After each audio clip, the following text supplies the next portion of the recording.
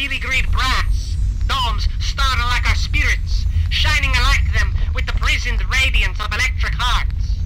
For hours we had trampled over atavistic ennui into rich oriental rugs, arguing up to the last confines of logic, and blackening many reams of a paper with our frenzied scribbling. An immense pride was buoying us up, because we felt ourselves alone at that hour, alone with strokers feeding the hellish fires of great ships, alone with the black specters who groped in the red-hot bellies of locomotives launched down the crazy courses, alone with drunkards reeling like wounded birds along the city walls. Suddenly we jumped, hearing the mighty noise of the huge double-decker trams that rumbled out by outside, and on we raced, hurling watchdogs against doorsteps. Dead, domesticated, met me at every turn, gracefully holding out a paw, or once in a while hunkering down, making velvety caressing eyes at me from every puddle. Let's break out of the horrible shell of our wisdom and throw ourselves on like a...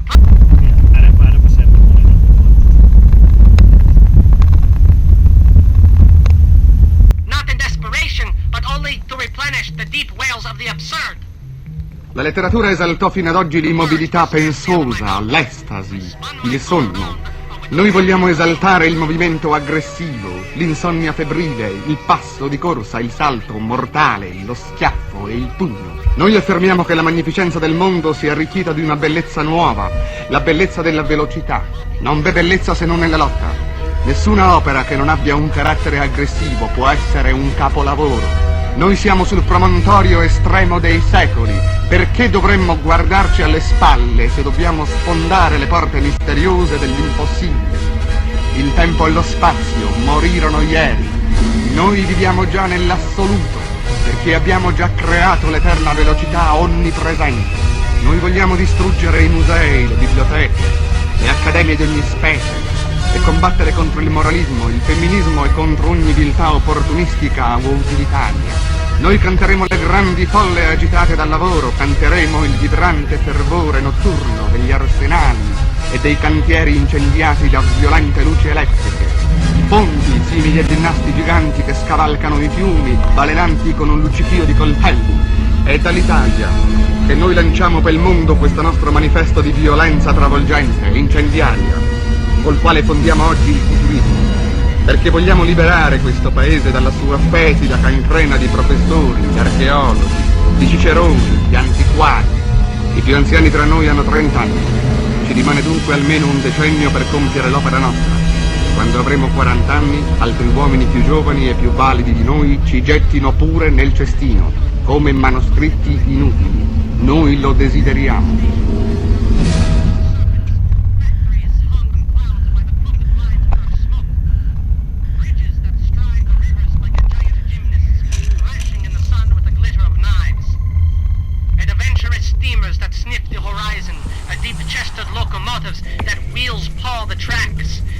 Zara from Romania writes out our manifestos.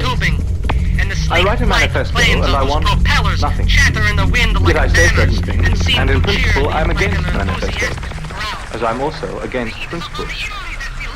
The principle, love thy neighbor, is an hypocrisy. Know thyself is utopian but more acceptable, since it embraces wickedness. No pity. Even after this carnage, we still retain the hope of a purified mankind. I speak only for myself, since I do not wish to convince. I have no right to drag others into my river. I am against action. For continuous contradiction, for affirmation too, I am neither for nor against. And I do not explain because I hate common sense. Some people think they can explain rationally, by thought, what they think. But that is extremely relative. Psychoanalysis is a dangerous disease. It puts to sleep the anti-objective impulses of man and systematizes the bourgeoisie. The dialectic is an amusing mechanism.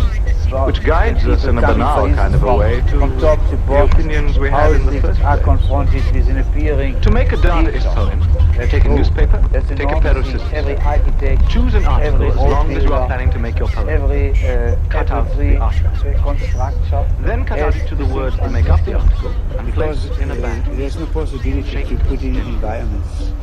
Then take out each of the straps, one a after lot the of other, space in the different dimensions. So I could reduce only this show on more sculptural forms, you know, which are more blocks.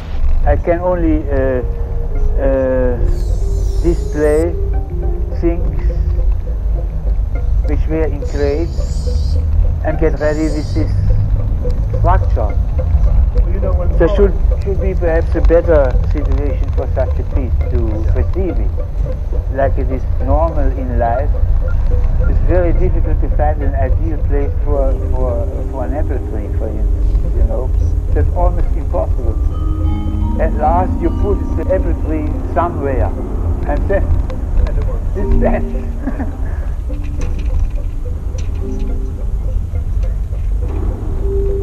There's sometimes the problem of the buildings of the building is very good. There's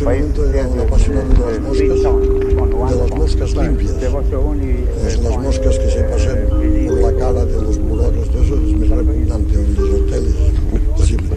Pero las moscas limpias de Porrigat que se pasan por detrás de las hojas de los olivos, esas van vestidas como por Valenciaga, son limpísimas y esas son maravillosas. Y cuando pinto me ponía dátil aquí y un poco de miel en la comisura de los labios y entonces esperaba el momento, me daba de satisfacción, porque cuando pinto pavo de satisfacción. Y entonces esperaba el momento en que la mosca me se iba a meter en la boca. Y cuando estaba muy dentro, cerraba la boca y entonces la mosca y la soltaba. Y al cuarto de después otra mosca. Esa era una cosa sibarítica de la pintura. Y lo hacía siempre cuando todo Francia va en bicicleta. El Tour de France ciclista me ha inspirado mucho. Todo el mundo en las crestas sudando, la televisión y la radio hablando de los héroes del Tour de France. Y yo con mi mosca.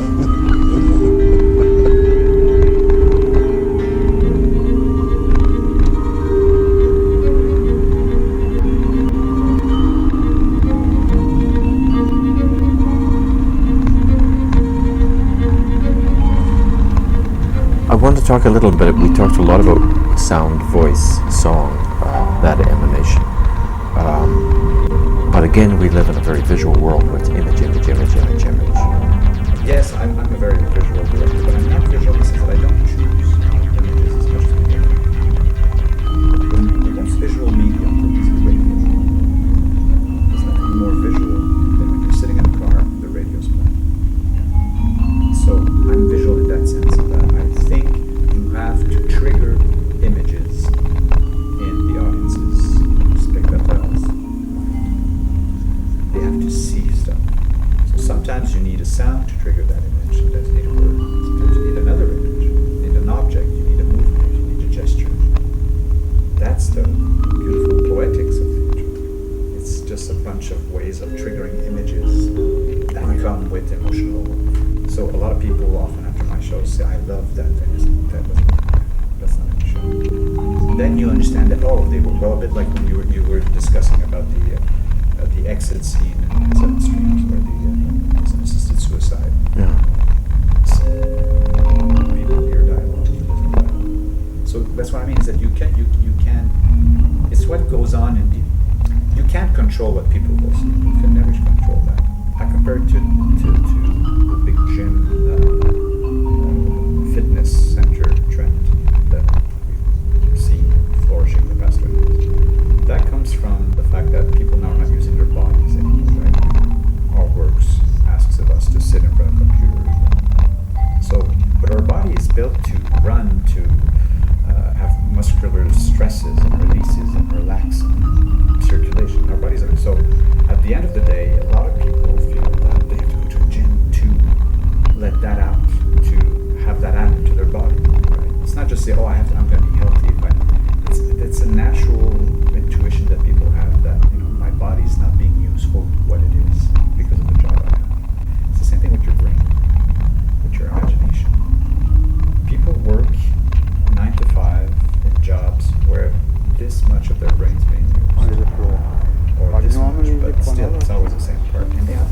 other thing about them. People think their opinions, their feelings, their memories, their nostalgia, their creativity. All that's not being seen. So they want that to go to fitness gym. They want that to circulate. So that's what. But really, Robert? Absolutely. Because they go home and watch the television. The television tells them what to think, what to feel, when to get excited, when to cry. Next program. They go to the movies. The movies tell them with the music when to be sad, when to be happy, when to be excited. They go to events. They very rarely go to the events that we treasure. They're very excited when they go to an event that asks them to be at the edge of their seat. Find the answers. It has to be good. It has to be a good show. It has to be entertaining, compelling. But they love something where things are not masticated. They like going to a restaurant. You have so much faith in the system. I can't get over it. But I'm not saying that that's what they think. The audience is not. The audience will not go, oh, I think that I should go to this kind of theater that will make my brain.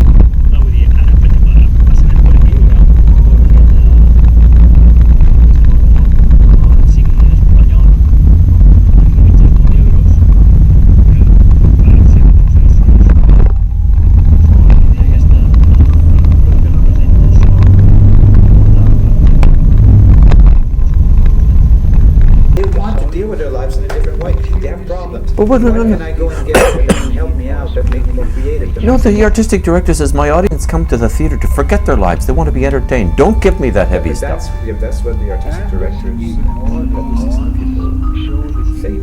But the audience doesn't think that. It's not and continuing this of the head important thing for the sex and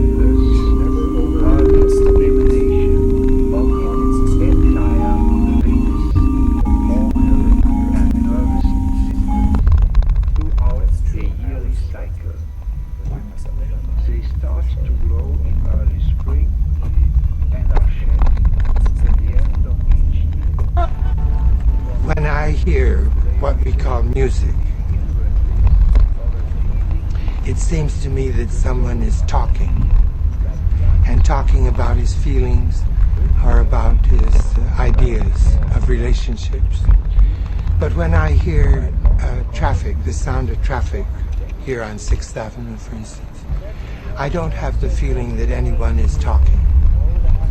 I have the feeling that sound is acting, and I love the activity of sound. What it does is it gets louder and quieter, and it gets higher and lower, and it gets longer and shorter. It does all those things which I'm completely satisfied with that. I don't need sound to talk to me. We don't see much difference between time and space. We don't know where one begins and the other stops. So that most of the arts we think of as being in time, and most of the arts we think of as being in space. Marcel Duchamp, for instance, began thinking of thinking of music as being not a time art, but a space art.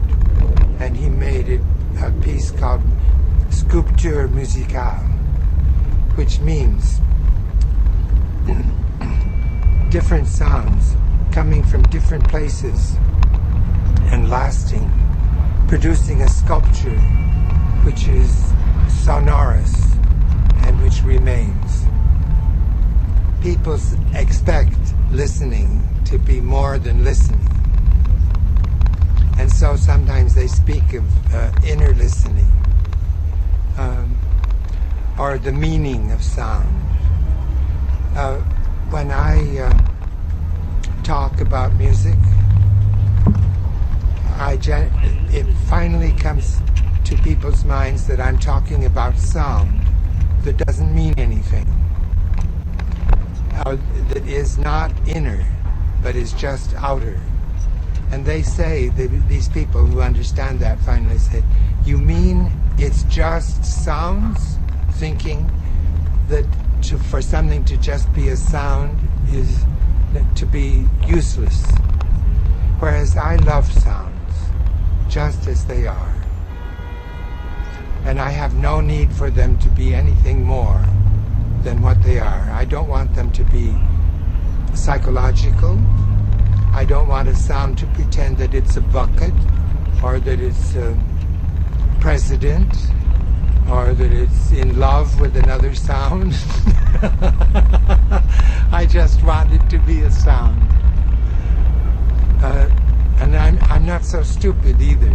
There was a German philosopher who's very well known, Immanuel Kant, and he said there are two things that don't have to mean anything. One is music and the other is laughter. Don't have to mean anything, that is, in order to give us very deep pleasure. You know that, don't you? The sound experience, which I prefer to all others, is the experience of silence. And the silence almost everywhere in the world now is traffic. If you listen to Beethoven or to Mozart, you see that they're always the same. But if you listen to traffic, you see it's always different.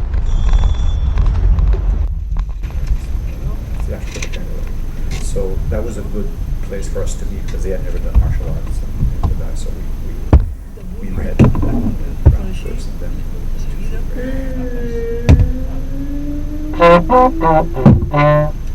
vull dir, la música en el cim és el que et porta a fer-ho tot. És com una partitura, no? Pot ser imatges o no, però encara que sigui un so greu i estúpid, et porta a poder fer coses com així, saps? Rich Oriental rocks, arguing up to the last confines of logic, and blackening many reams of a paper with our frenzied scribbling. An immense pride was buoying us up, because we felt ourselves alone at that hour, alone with strokers feeding the hellish fires of great ships, alone with black specters who groped in the red-hot bellies of locomotives launched down their crazy courses, alone with drunkards feeling like wounded birds. Suddenly we stopped, hearing the mighty noise of the huge double-decker trams.